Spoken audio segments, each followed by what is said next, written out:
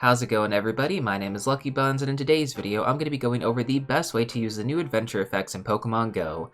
Now, this past weekend, we had the Sinnoh Tour in Los Angeles, which means that some players got access to these new adventure effects early, and I actually happened to be one of them.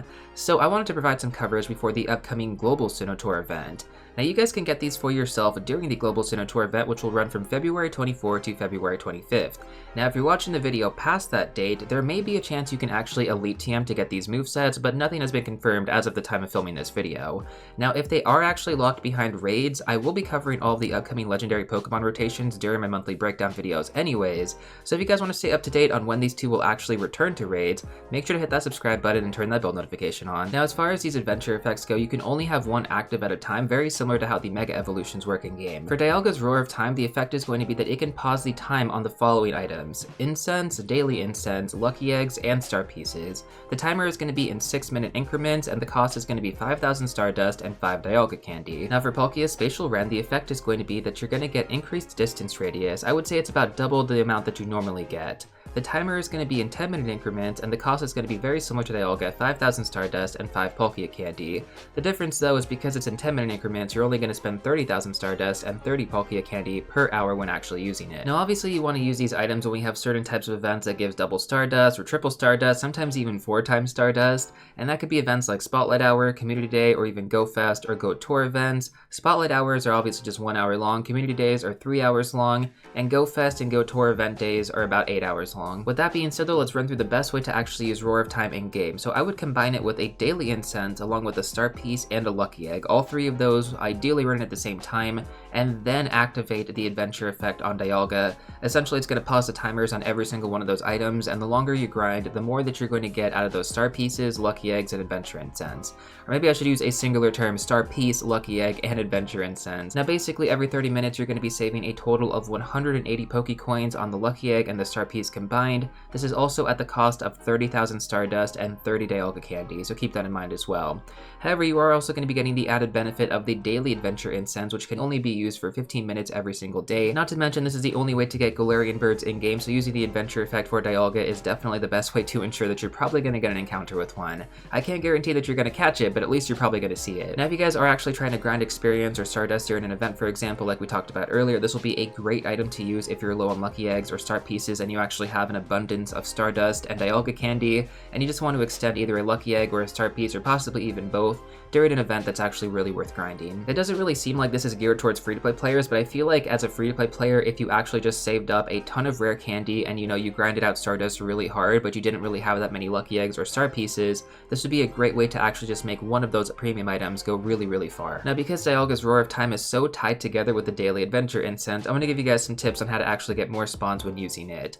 So the best way to actually get spawns from the Daily Adventure Incense is to walk in a straight line at brisk pace. If done correctly, you should get a spawn about every 30 seconds. Now, normally when you use a Daily Adventure Incense, you should be able to get a total of 30 spawns specifically from that incense if done correctly from 15 minutes of walking, on top of all the other surrounding Pokemon as well. This means that from an hour of using it, you should get 120 guaranteed spawns from that incense while walking, and it's definitely going to be a great workout on top of that.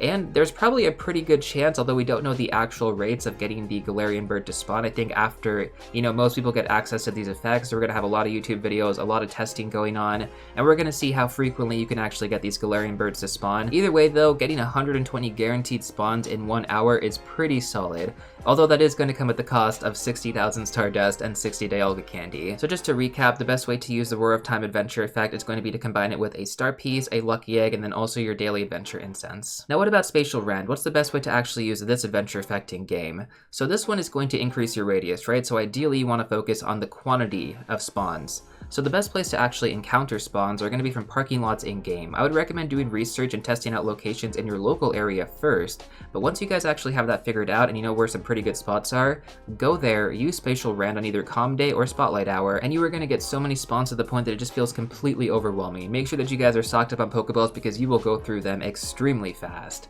So again, guys, during events like Community Day and Spotlight Hour with these special bonuses, you can get a lot of Stardust and a lot of experience really, really fast. Now, obviously, these adventure adventure effects sound awesome, right? But you're gonna need a lot of Dialga candy and you're gonna need a lot of Palkia candy, not to mention tons of Stardust. So what's the best way to actually get a ton of candy in-game? So obviously when Dialga and Palkia are gonna be in raid battles, make sure that you are doing them for that additional candy. At the very least, just use your free passes and combine that with Pokegenie and you should be able to get it done. But the main way to actually fund these two will be rare candy. Now what's the best way to get rare candy in game? So one of the best free-to-play ways to get rare candy in game is going to be from Go Battle League using the tanking method. If you guys actually want to know how to use that, check out this video in the top right hand corner. The second win reward will give you a chance of getting 1 to 3 rare candy on top of other TMs as well, but the fourth win reward will actually guarantee you 3 rare candy. Now as a free-to-play player myself, I have gained thousands of rare candy just from GBL alone, not to mention it's also a fantastic way to farm Stardust in game. Now with that being said, that is just the best free-to-play method. Doing raid battles will give you the best chance in general at getting more rare candy, so if you guys actually raid a lot, you're probably going to accumulate this resource pretty quickly. Now for those who didn't know, the more Premier Balls you actually earn from that raid battle, the more rewards you're going to get.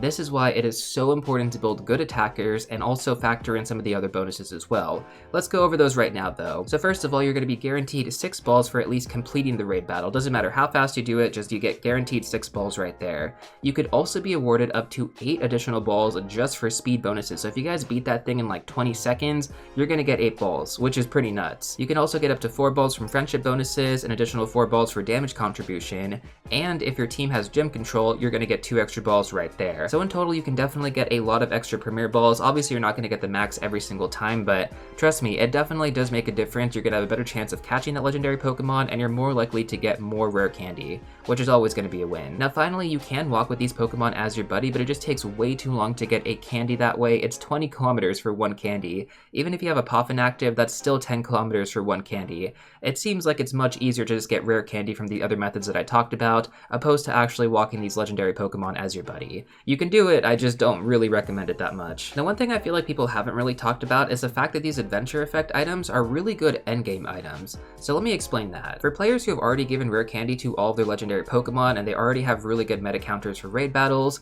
like at that point you have an excess of rare candy that you don't know where to put, and you have an excess of Stardust most likely because you've already powered up everything that you want to. If you're into PvP, that's a whole different story. Like you could have plenty of things to continuously power up, but a lot of players aren't really that into PvP. So basically, if you have an excess amount of rare candy as well as Stardust, you can pretty much run these adventure effects whenever you want for every single event. Now personally speaking, I'm still a while away from this level of play, but I can definitely see how it could be super useful during certain events, even to the point that I would consider using my rare candy to get more Dialga candy or Palkia candy and then use them during that respective bonus. For example, in the past we had the Go Fest Ultra Unlock bonuses, which actually gave us 4 times catch experience and 4 times Stardust. It was completely insane.